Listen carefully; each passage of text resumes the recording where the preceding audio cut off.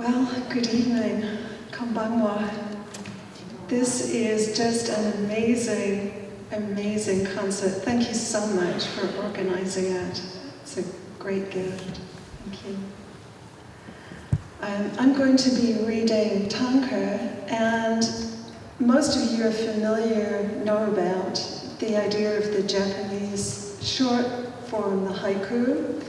So the haiku is like if you read a line of Shakespeare, a line from a sonnet, right? That's about the length of time it takes to say a haiku.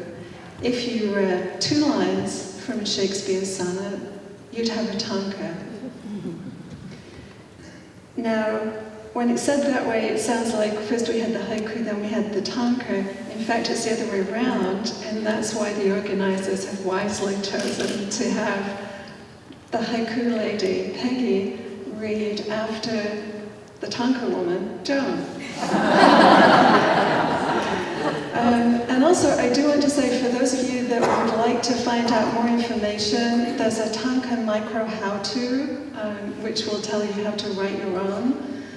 It'll include samples from what I'll be reading, some of my own work, some of work by other people. It's a beautiful form, it's a fascinating form. It's 1,300 years old, 13 centuries. The Japanese have been writing tanka. I'm going to start with a quote from Billy Collins, which is about the sensibility of Japanese poems. It refers to haiku. It could also, if Collins had known about tanka, have referred to tanka.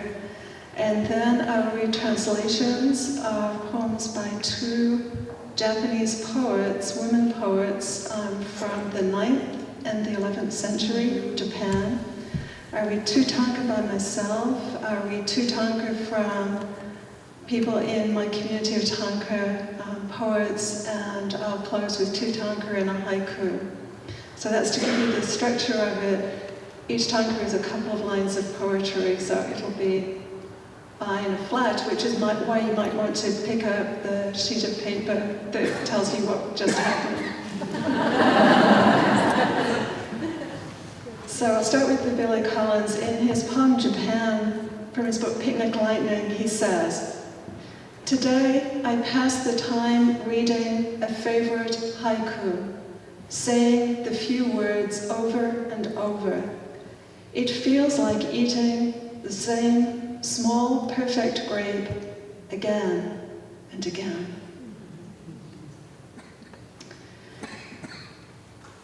So this poem is from the 9th century in Japan. The poet is Ono no Komachi. "In this world, the living grow fewer, the dead increase. How much longer must I carry this body of grief?" And from the 11th century, another Japanese lady, Izumi Shikubu, wrote, "It would console me if you returned, even for the length of the flash, seen and gone, of lightning at dusk." Those poems are from the book The Ink Dark Moon, where their work was translated by Jane Hirschfield, a fairly well-known poet, and a Japanese woman, Mariko Aratani. So as you could hear in those 2 poems, the women were writing about basically the 3 L's: love, loss, longing. My poem has more of a 21st century take on love, loss, and longing. "Lowering sky, a rapid rattle of hailstones. Not such a bad day to sit by the fire and read, then burn your love letters."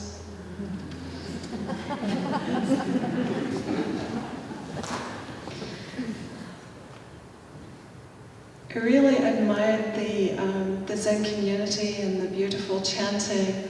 I'm not especially good with silent retreats, and this tanka resulted from one of them. "First daybreak of the silent retreat, I fracture its rules, hum like fog in the shower, whistle like sunrise with the kettle."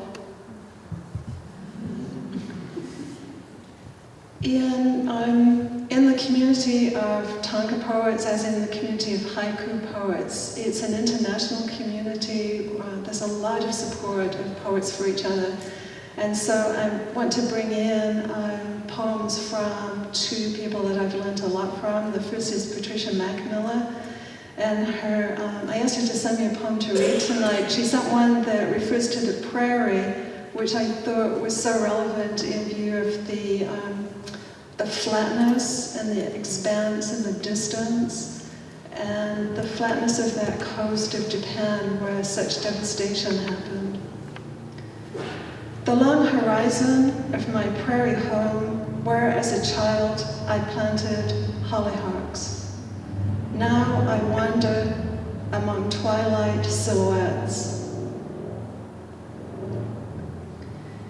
And the second poem is from my friend Beverly Momoy, who she's married to a Japanese man. She speaks Japanese very well and has a strong sensibility, and they lost one of their family members due to the earthquake. The sky drizzles grey, and tule fog settles in the valley's every crevice. Just a little out of focus, my last picture of you. And then back to me for the last three. Each year the glaciers retreat over boulders, up fjords and mountains. My tear-stained white handkerchief frays as I wave goodbye. And in closing, first for what we've lost, without coat or gloves, I walk into clouds and tears, walk on ash, on cremated bones, on the grit of souls. And a final haiku on what Japan is now doing with our help, rebuilding. Misty pines and a perfect cobweb. Maybe I'll start again.